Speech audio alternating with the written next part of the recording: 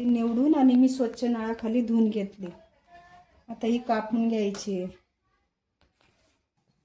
त्याच्यासाठी मी 2 कांदे कापून घेतले, हिरवी मिरची, टोमॅटो आणि ही मुगाची डाळ घेतली, ही पण धुवून घेते.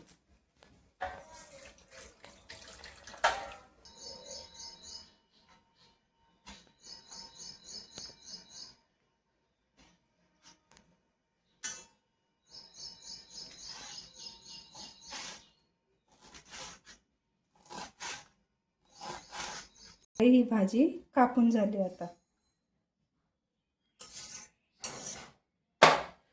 स्टीलची कढई घेतली, त्याच्यात तेल टाकून घेऊ.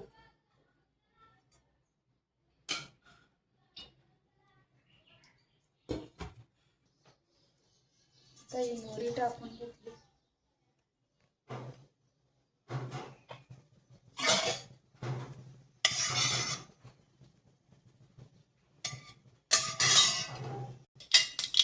मोहरी झाली का हिंग आणि जिरं बारीक केलेलं,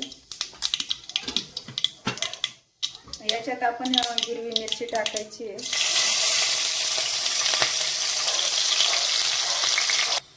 याच्यात हा बारीक कापलेला लसूण टाकून घेतला. आता मिरची आणि लसूण व्यवस्थित झाले का मग आपण याच्यात कांदा टाकणार आहे. तर याच्यात आपण कांदा टाकून घेऊ.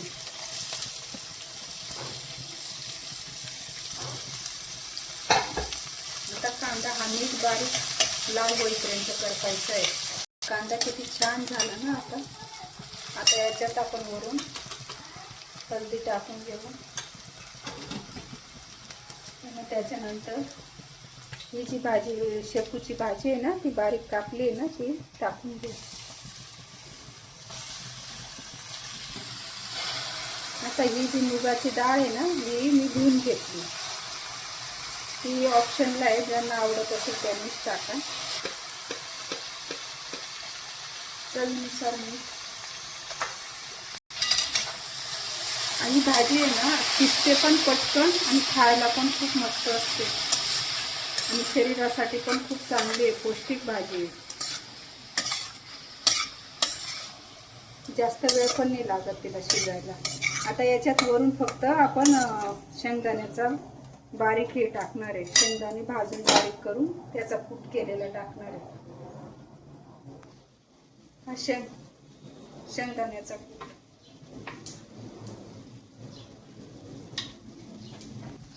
आता हा पण नीट मिक्स करू द्यायचं. आणि हे ना मिक्स झाल्यानंतर फक्त 5च मिनिटं बारीक गॅसवर ही भाजी लगेच शिजते. जास्त पण तिला शिजवायची गरज नाही. आता ही अशी आपली शेपूची भाजी रेडी झाली खायला. तर आपण ही काढून घेऊ. ही तुम्ही टिफिनसाठी किंवा आपल्याला सकाळी किंवा संध्याकाळी कोणत्याही टायमासाठी ही भाजी आपण बनवू शकतो. तर ही तुम्ही आपली शेपूची भाजी रेडी झाली खायला. ही तुम्ही पोळीसोबत, भाकरीसोबत खाऊ शकता किंवा टिफिनला देऊ शकता. पोरांना पण ही खूप छान आणि पौष्टिक भाजी आहे. तर तुम्हाला ही माझी रेसिपी आवडली असेल ना, तर जरूर करून बघा. आणि माझा व्हिडिओ आवडला असेल तर शेअर करा, लाईक करा आणि सबस्क्राईब करा. भेटू पुढच्या व्हिडिओमध्ये. तोपर्यंत स्वस्त राहा, मस्त राहा आणि सर्वात महत्त्वाचं खात राहा. Okay, bye.